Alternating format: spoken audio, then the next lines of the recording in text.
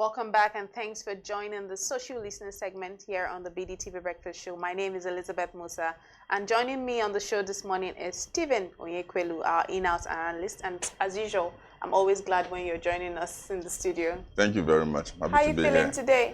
Well, I'm feeling good and yeah, I hope it continues. Your reactions are always straight to the point. I'm feeling good. I'm fine. Yes. No detail. No, life is not that complicated. It's as simple as that. You're feeling good and you hope it continues. Well, let's see what we have this morning on the social listening segment. As usual, we'll center our discussions on top trends across social media. We have a lot of interesting updates to unpack today, but we'll start with one that's really caught my eye. To begin with, the security outfit in Anambra has announced that they will begin arresting women seen publicly without bras or panties. Now, this announcement was made publicly by a man with a loudspeaker. Now, in this video, which was shared online, the man explained that the order is from the state governor, Chukwuma Soludo. He also added that women seen publicly wearing just panties will also be arrested. This video has sparked mixed reactions across social media, obviously, as you would expect. But let's take a look at this video very quickly, and then I'll come to you. So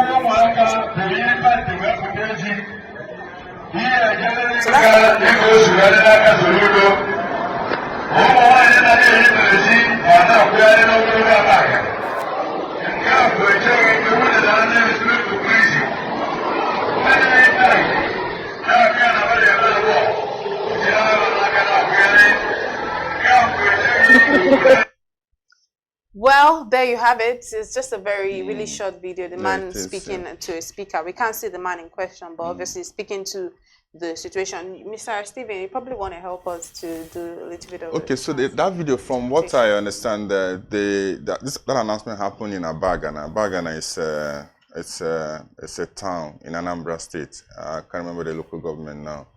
And so the man was saying, so the ladies or women who dress indecently, say some wear their underwears and they loiter on the streets, that this announcement is from the governor, that such, if you're a victim, you'll be arrested and you go to jail for it. And then those also who generally dress indecently, yeah, so you'll be arrested. So there's a law, maybe a policy that would that provides for the arrest of such people. What law? Is there really a law that provides for the because arrest? that's now going into the conversation, because the question now will be, it's quite complicated in the sense that, so is it really about morality or just again another way of controlling women? So what would you then say about men who appear in public shirtless or those who sag their trousers? I don't even want to go deeper, because you said many times you see men with their trousers and then you kind of even see like some print. What are we going to say about that? Yeah, so that's why I'm worried. So it's not just one way again of this patriarchy thing of you have to contain women, you have to do no. So, but if then there's a policy, and again it borders also on human rights, right? So the right of self-expression, which involves how you choose to dress. There's actually the freedom of self-expression. Yeah, so that, and at this isn't that this just a distraction? There are bigger issues, infrastructure. Anambra has bad roads that need attention. There's unemployment. There's even threats of security threats, So, yeah, but if you weigh this now on a scale, what should you be paying attention to? Anyway, I leave it to... No, don't. Who are you leaving it to? Leaving it to me? Yeah, or leaving it to who? Am I a lawmaker? Or what am I? But let's see how people are reacting. There are more things to pay attention on social media. All right, then. But you have to still share more of your thoughts. Okay, that's fine. You're not going to leave it to me. I'm not a lawmaker. So Salau says, this is a way forward. You have our backing. We can't be dealing with insecurity, poverty, unemployment, unrest, and also temptation as well. Gradually, we are coming back to our senses. Thank God this is not coming from the northern government. Of course, this is happening in the east. Celestine Nelson says, okay, we're getting there. Sanity will soon be restored. And then he puts a prayer hand. He says, thank you, dear governor. Watch how rape cases will reduce. Say no to sexual provocative. I don't know. That comment is getting on my nerves. Let's see if we have more reactions. Israel Usolo says, bra is understandable. But how do you know a lady is not wearing pants? Now, those are the key questions for me, really. Daniel Rega, I love him so much. Daniel says, so, of all problems in Anambra State, who wears braziers and panties? And then he put it in quotes, is a top concern from the state government. I understand the need to promote decency, which is true, but this is outright ridiculous. The state government has far more pressing issues that need urgent attention, misplaced priorities. That's how Daniel ended it. One thing with Daniel, he must stop. That's good. If there's one thing with Daniel, he must chime into every conversation. I don't know how he tends to always have his hot takes on everything, but one thing with Dan, he must talk. And I just love his confidence, really. But let's not make the conversation about Daniel. Let's make the conversation, let's bring it back to the conversation, the issue of the day. Really, when Daniel said misplaced priorities, I do agree. I'm all for pushing us towards decency. You know, we need to be more decent. But again, you see that if you're having conversations, if you want to really be critical with our thinking, you will see that what is decent to me might not be what is decent for you. So when it comes to issues of morality, except we're talking about what is permissible according to the law. The law, When we're talking about issues of morality, it's objective, it's subjective to each individual. So what could even be seen as decent here in Nigeria, in America, it's like, what's going on here? Do you get my point? It's like, what's really happening? Because we don't do this. But many times people come from out of the country and then they come here, they're like, nah, some of the things that we are doing, it's a little bit extreme. Right? And here it's seen as, you are being decent. So again, it's subjective. Even when you go to the north sometimes, I could be dressed like this and I'm seen as indecent. The other time I was in a northern state and I'm telling you, they were looking at me. You knowing me in the yardstick of what is decent, you know that in the yardstick of what might be seen as in your own diary or in your own dictionary, on your own book per se, or what is this? You know me to dress in no. Exactly. So imagine I was there and they were looking because again, what I say about it, because you could be showing your shoulders, they are wondering, this is indecent. Which is what because I had like a so when you now try to force down a law amidst all of the interesting and more serious issues for me, more serious issues going on. That first commenter said something I found really interesting. He said that we are dealing with different things. You can't be dealing with temptation. I find it ridiculous. Well, I guess he just wanted to say something because and this is not new. This indecency thing. I mean, the colonial days, but it's always targeted at women. That's the thing. That's always the thing. You know, there are men every day. So are men always dressed decently? If you come here with your shirt and your this thing open, is it decent? No, but it's not. But we want to control women. We want to control women and talking about decency. You know, there was these things they used to sell in selling what was it called? They used in selling clothes. Is it mannequins or how? Mannequins. Yeah. No, they were banned in some northern states. Really? Because that's indecency. You see what I'm saying about how decency is kind of relative. It from is. Place to place. It is relative. From person to person. From you know, it's just really from group to group. It's how in some churches you putting on earrings is considered, you know. No, that's not acceptable. It's not acceptable. But in some churches it's acceptable. So it's just these things are just. I think we should focus on what is lawful, you know. Yeah, what is lawful, what's instance, lawful, because when we're now just coming out of nowhere, a security agency coming out of nowhere. I'm even wondering, Chukwuma, I need to get a statement. I don't know if I've not seen any statement yet. We'll probably have to look up. I need to get a statement from Chukwuma Soludo saying that, they are a party to this. They said this, they put this out. Because a security outfit just saying, because this is how news, we are journalists, this is how news goes.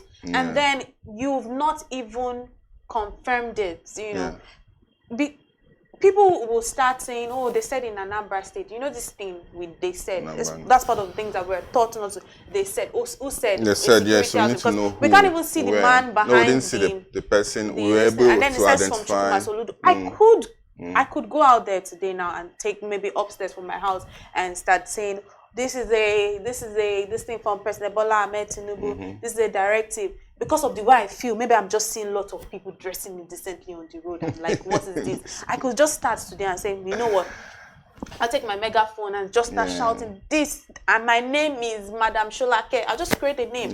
My name is Madam Sholake, and this is a message from President Bola Tinubu that everybody in this area. Some will take it and seriously. People are gonna, that's how it's going to circulate. Like, okay, someone and said say, it. She announced there's it. one that had the truly, and then it becomes news that President Bola Tinubu said people must not walk.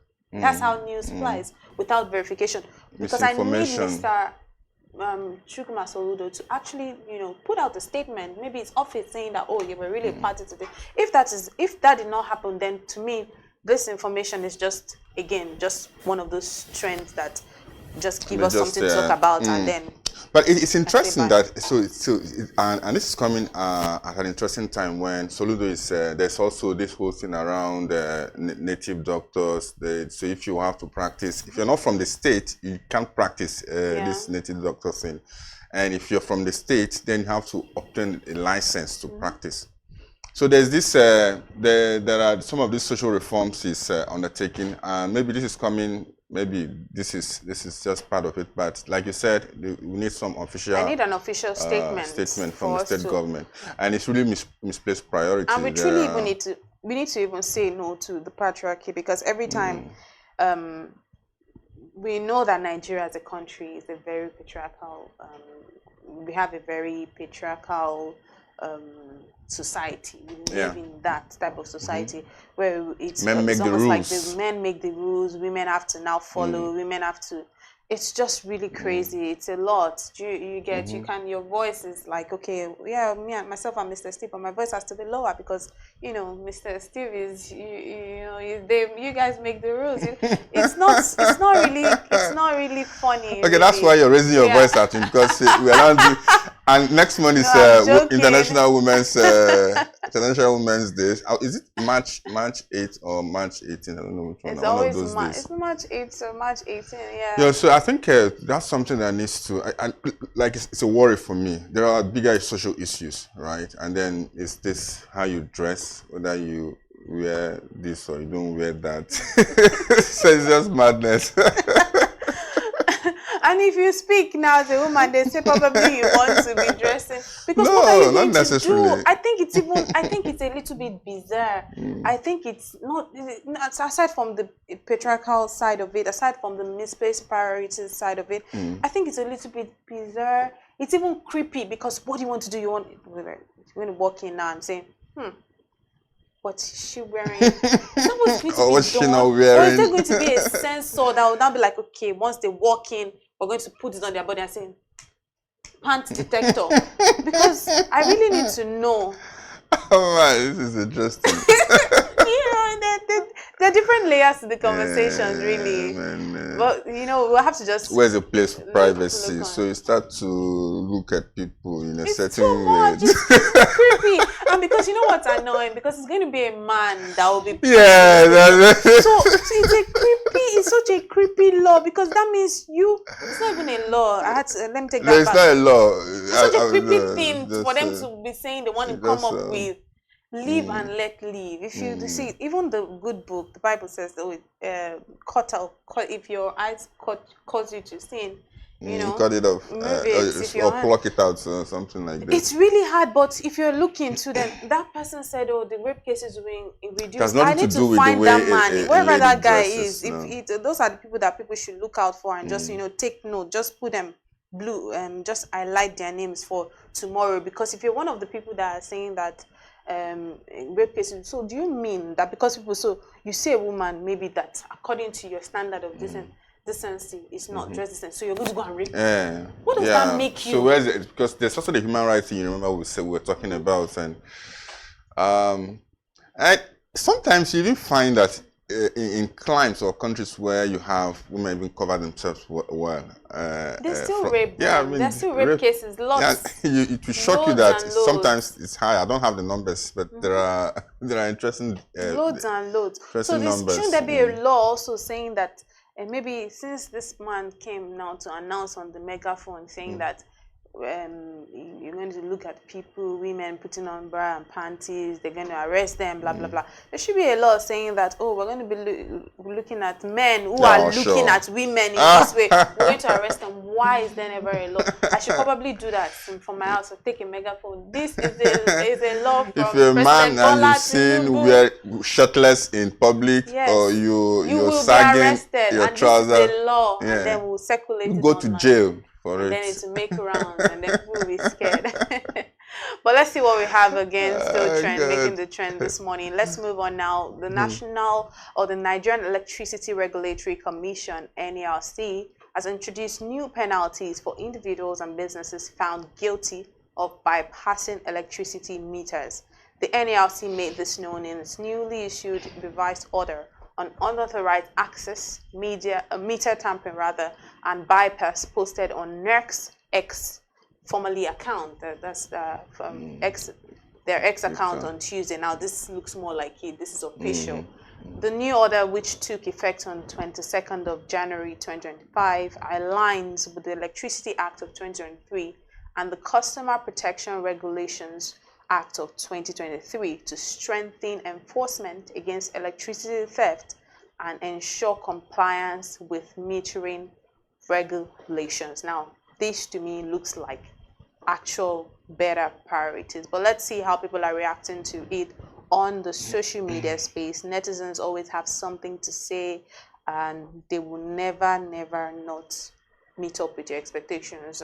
Distill Water says they should come and tell us why Band A people are not getting 20 hours of power supply and why National Grid always collapses. Why are there no penalties for the two? Very cogent question. Richie goes on to say, you guys need to drop the penalty for not supplying power 24 hours for Band A users. It has to be both ways. I mean, we have to call them out as well. Safresh says, what are the penalties? I need to know so I can be sure if I only be doing it if I only be doing it at night. Olason Forest says, if you have the opportunity to bypass, please do.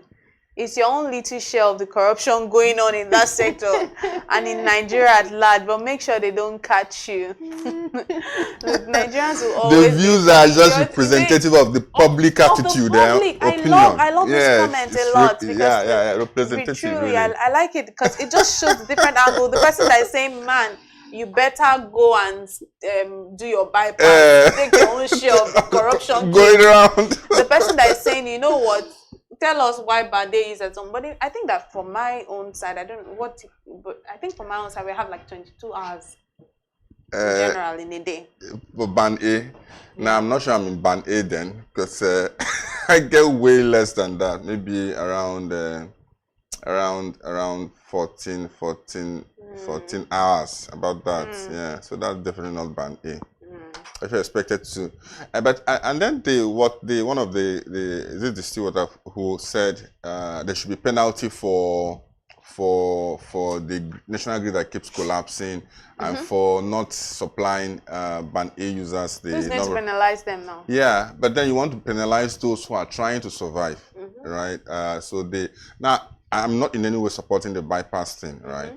But it's a reaction to there's corruption in the system, and there's a metering gap, right? And you know that there are insiders even at those distribution companies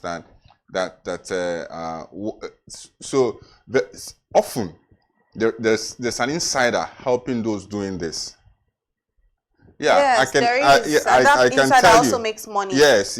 So there's that corruption happening there that then it's emboldening those who eventually want to do it. You hear the other one saying, okay, you need to do it, but make sure you're not caught.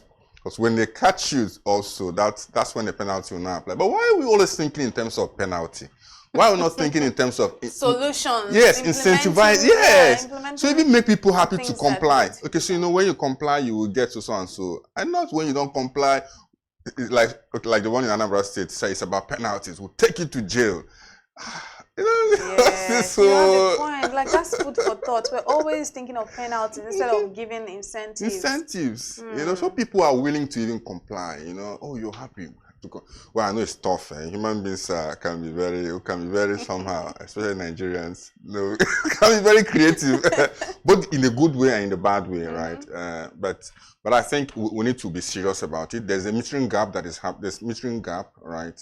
Those who are supposed to get meters don't have meters, and when you have a meter, the motivation to bypass is less, because I have to really, maybe this is an opportunity for me to just give a shout out to my landlord at this point. But I think that the man is such an please do. So what happened? No, you hear the gist off cam. We'll take it out of here, off the record. But I think that, when I'm I see you were very thoughtful. When you're saying this whole metering gap thing, I'm like, oh, I think this man is amazing, because she has really made some amazing things happen. Okay. Because people come down and they're like, oh, you don't have this, you don't, wow, you are lucky, or like you don't have to deal with this. And I'm like, I think the man has really done amazing. Yeah. I don't know how mild it is. At this point, I'm thinking, so because to have certain things in Nigeria, it seems like you must have some sort of mouth of privilege. So it's not making me see him in a different light. Like, wow, you must be really something, for you to be able to get all of these things. To have got these things in place, yeah.